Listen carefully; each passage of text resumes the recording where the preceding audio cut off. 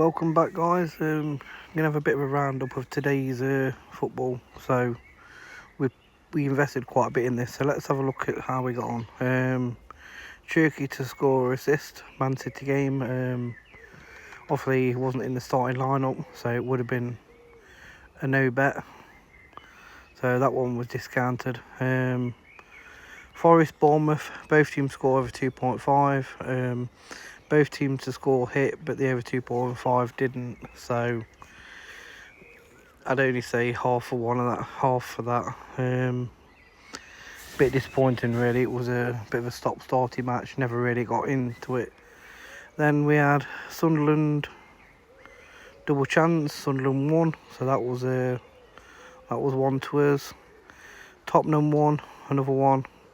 West Ham won, another one. And also Jard Bowen got his assist. So that was actually two from that one. So out of them five, we got four things turned right. So quite chuffed with that. The nap of the day was obviously Bruno to assist. Was absolutely nailed on. I took that on quite a few accounts today, just as an actual single. So especially on the boost, where you can only put a certain amount on, but was well worth doing. Today it worked out. Burnley double chance came in, but it was a no bet game as a single for myself. I did put it in some multiples, sort of wish I hadn't, but broke my own rule. I should have completely left them out. Arsenal game I completely left out, so I didn't put that in any multiples or anything really, because that would have been a fail anyway, but that was a no bet game. So Fulham double chance for a win came in. That was another one right. And the Liverpool Brentford, again, team sheet, Thiago didn't start. Surprised at that. Bit of a underwhelming game. Maybe the heat was a bad decision with the over 3.5, but there was no value in the both teams to score, which I spoke about on the video earlier. So that one was a loss. So the most important thing, we got the nap in, which was good. We also had that on the channel. So that was two out of the three that we played there came in. So all in all, 1, 2, 3, 4, 5, 6 and 7 if you include Jard Bowen. So 7 out of the 10 suggestions came good. So if you'd done that at singles, because most of them was even, you'd have been well up. Like I say, there was only suggestions today just on how I felt the game would go, and now I'm going to go through how we actually went on for the channel, so stay tuned. So today we staked £23 for the channel. I also spoke about a few of my personal bets on Sky as well, which was also covered. I covered myself with the Bruno Fernandes assist. So although my Sky bets went down, the actual Bruno Fernandes one came in for me on Sky, so covered the punts I had on there. But for the channel, that's what we're here for. We had a £23 investment. £20 of it was with William Hill, and we had the £10 on Fernandes, which was also the nap of the day, and that was him to assist, which seemed an absolute steal today. I just really like that one. The second one was Jard Bowen, which was probably my next best bet to get an assist. Just on West Ham, as I spoke, needed to win today. So did Tottenham. They both went on and won, but obviously West Ham have still been relegated. So not sure really how I feel about that. I think Nuno did a bit of a dirty on us, so he probably got his comeuppance, but at the end of the day, it's not nice for any team when you go down and you're in that position. So as a Forest fan, I know that. But I do wish him all the best for next year, and they probably, if they stick with Nuno, he'll probably get him back up, because he's a good manager. He just obviously didn't get on with the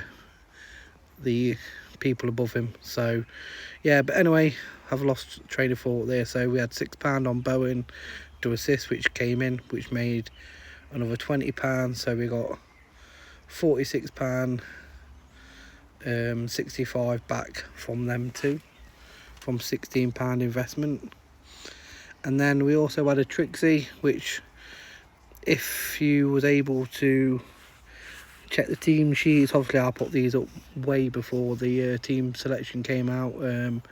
I probably would have omitted Thiago, but I was at the match today, so I got them up early and hope people used their own initiative on that and maybe looked at leaving out the one that was not on. But I still said when I put the video out that the Trixie